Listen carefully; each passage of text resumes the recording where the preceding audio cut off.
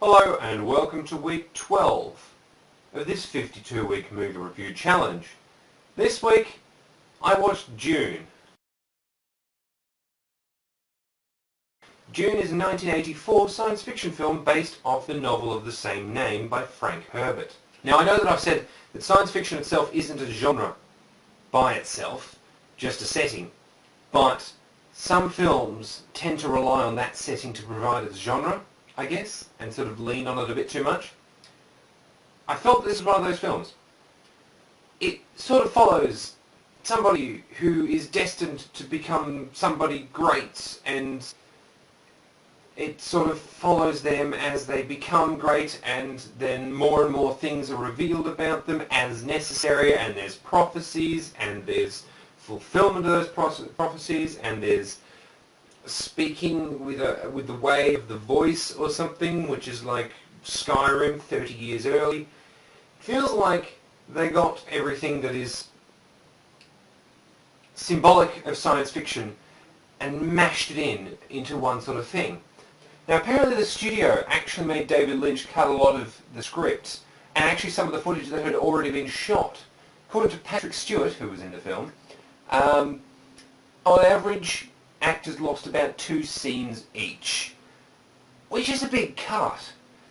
However, David Lynch himself has actually disowned any extended cuts or extended editions of the film anyway, so I am confused as to what the creators of the film wanted the film to be like. There are so many different versions out there doing so many different things. It seems a bit much. Like, I don't know what film version is the right one. There are about 5 different versions of this film going around. There's the original theatrical cut, there's the original extended theatrical cut, there's an extended cut, there's about 3 different fan versions. It's too impenetrable a film franchise for me to just get in and casually watch. I had a lot of difficulty following it. I only watched the original cut, which is still 2 and a bit hours long, but I had trouble following everything that was happening, and there were obviously bits missing. But if you've only got a film that's 2.5 hours long, you write it so it's going to be 2.5 hours long. I don't know, it just really frustrated me. And a lot of the film's plot had to be delivered in internal monologues, so half the time when you hear someone's voice, you don't know if they're speaking aloud, talking to themselves in their mind, or being overheard by somebody who's psychic, because they have them as well.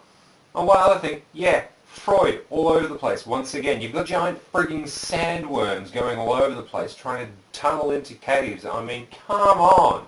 And you know, there's a few good moments here and there. I mean, Patrick Stewart is great as usual. And Sting, shirtless Sting, apparently, which, look, could be a thing for those interested in that sort of thing. So go YouTube that scene, I guess. But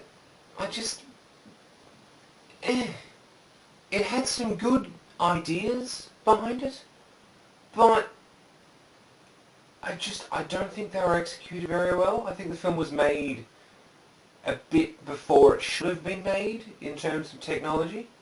I mean, granted, I did love some of the 80s special effects. And, I mean, the personal shields, I think, are the first of their kind in any sort of visual format, like video game, film, TV show, or otherwise. And you've got a soundtrack by Brian Eno and Toto. I mean, how 80s can you get?